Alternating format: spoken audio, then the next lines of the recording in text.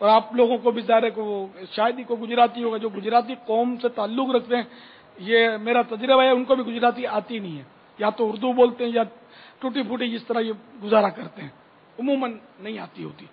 ابھی چلن ہی نہیں ہے ہمارے یہاں اتنا اس کا پاکستان میں. تو اب یہ کہ جس طرح میں نے کہا کہ وہ کیسٹ سن کر جو قاری بنتا ہے وہ قاری بن نہیں پاتا، اس کے لیے استاد ضروری ہے. اس طرح پریکٹس کرے گا تو وہ بھولیں تو کرتے ہیں، اس طرح جو سیکھے ہوئے میں نے نوٹ کیا بھولیں کرتے ہیں. تو اسی طرح میرا حال ہے کہ میں جو شاعری کرتا ہوں نا، اگر کرتا بھی ہوں یا کرتا ہوں تو میری شاعری بھی وہ فن شعری کی اس میں خطائیں ہوتی ہیں، غلطیاں ہوتی ہیں، پھر میں اصلاح کرتا ہوں. کبھی موقع مل جاتا ہے تو سمجھ آ جاتی ہے تو الفاظ بدلی کرتا ہوں. جیسے پہلے میرے کلام میں نے چھاپے تھے چھوٹے چھوٹے کتابچے وغیرہ، تو اب وسائل بخشش کی ترکیب بنائی تو میں نے بہت جگہ پر اس کی اصلاح کی ہے. اور یہ سارا کلام تقریباً سارا ہی کلام میں نے مفتی صاحب سے چیک بھی کروا لیا ہے. ان کے مشورے جہاں سمجھ میں آئے وہاں عمل کیے، جہاں نہیں سمجھ میں آئے کہ بہرحال یہ شاعری ایک فن اپنی جگہ پر ہے تو اس طرح وہ ترکیب بنائی میں نے. تو یوں میں نے یہ وسائل بخشش جو ہے یہ کافی حد تک مطلب ہے کہ اغلاط کی کمی، لیکن اب بھی اس میں کمی ہوگی، وہ فنی کمی. شرعی کمی کا تو امکان بظاہر تو نہیں ہے، اگر کوئی توجہ دلائے گا تو انشاءاللہ اس کی بھی اپنی اصلاح کر لیں گے، توبہ کی ضرورت ہوگی توبہ کر لیں گے. تو پہلے کے کلام میں اس لیے میں نے اس میں لکھا بھی ہے کہ صرف وسائل بخشش والے کلام پڑھو، پہلے کے نہیں پڑھو، اس طرح کا لکھا ہے میں نے. اس میں غلطیاں تھیں، کچھ کتابت کی غلطیاں بھی تھیں، کمپوزنگ کی بھی بھولیں تھیں، کچھ اپنی بھولیں بھی تھیں کہ وہ شاعری نہ جاننے کی وجہ سے غلطیاں کی ہیں، اب بھی ہو جاتی ہیں، وزن میں بھی کہیں کہیں گڑبڑ ہو جاتی ہے تھوڑی. تو یہ اس لیے میں نے وضاحت کر دی تاکہ آپ مجھے شاعر نہ سمجھیں. میں ابھی ہوں متشاعر کے درجے میں، شاعر نہیں ہوں.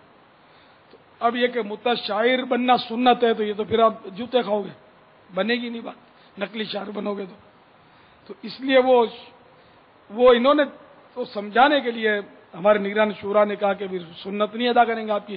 تو میں نے پھر یوں کہا کہ یار اور بھی تو سنت ہے، پہلے وہ اپنا لیں. انہیں نقالی ہی کرنی ہے تو میری اور باتوں میں بھی تو نقالی کریں گے.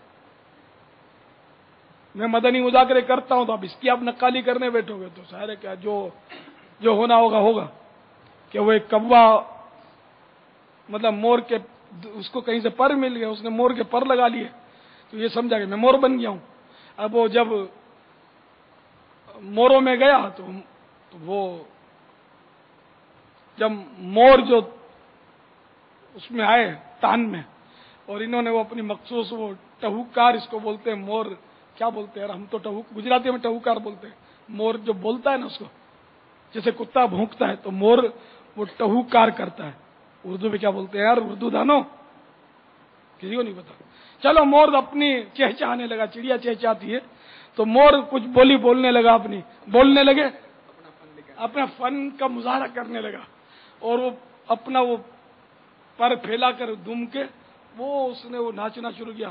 تو کبے بھائی بھی وہ کہاں کر کے وہ پھدکنے لگے تھے. سب سمجھ گئے کہ یہ ہماری برادری کا نہیں ہے، ٹھونگے مار مار کے اس کو ریس کرا دیا، اڑا دیا. باقی دیر سے تو پیچھے لگا کہ خالی آگے ہے. تو اس لیے کوئی بولے کہ مرشد کی سنت ہے مثلا کہ مدنی مذاکرہ تو میں جوابات دوں گا، تو یہ قوم آپ کو جوابات دینی نہیں رہے گی. تو ہر سنت پر عمل ہونا ممکن نہیں ہے. آپ دیں مجھ سے اچھے ہو سکتا ہے جائیں علمیت کے اعتبار سے، لیکن یہ شاید قبول نہیں کریں گے، مشکل ہے. تو اس لیے وہ جو کرنے کا وہ کرو، ورنہ نہ کرنے کے کاموں میں پڑ جاؤ گے. تو جو میری باتیں اس کو آپ فالو کریں، میرے کاموں کو فالو نہ کریں کہ میرے ہر کام ضروری نہیں کہ سنت کے مطابق ہی ہو. ناقص ہوں، گناہ گار ہوں. ہاں جو بولتا ہوں وہ کوشش کر کے سنبھل کے بولتا ہوں میں. تو میں جیسے بولتا ہوں کہ مدنی قافلے میں سفر کرو تو آپ کو بہانہ سوچتا ہے، تو ہیلا آتا ہے، تو یہ ہوتا ہے وہ ہوتا ہے، پھر بولتے جان بھی قربان ہے، تو پھر کھانے کا ٹائم آتا ہے تو پھر مجھے بھول جاتے ہو. میں بولتا ہوں کم کھاؤ، میں آپ کی ہمدردی کرتا ہوں. باپ تو بچوں کی ہمدردی کرتا ہی، آپ کو پتا ہے. باپ بولتا ہے بیٹا تم کو نزلہ ہوا ہے تو اب آئس کریم مت کھاؤ، کلفی نہیں کھاؤ، ٹھنڈا پانی مت پیو بیٹے، کھٹائی مت کھاؤ. تو بچے نہیں مانتے، تو وہ تو ہوتے بچے ہیں نا، آپ تو بڑے بچے ہیں نا.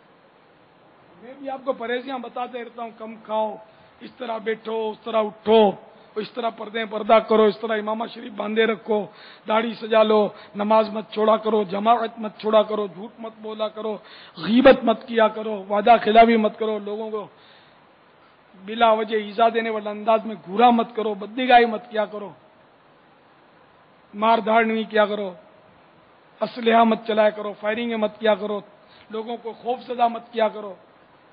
تو یہ سب میں آپ کی بھلائی کے لیے پرہیزیاں بتاتا ہوں۔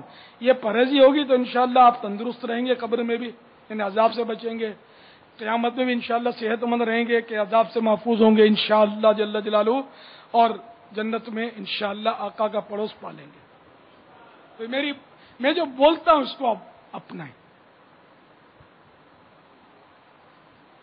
واللہ تعالی اعلم ورسولہ اعلم، صلی اللہ تعالی علیہ وآلہ وسلم، صلو علی الحبیب صلی اللہ تعالی علی محمد۔ صدا گیت گاتا رہوں میں نبی کے، ہو توفیق ایسی عطا یا الہی۔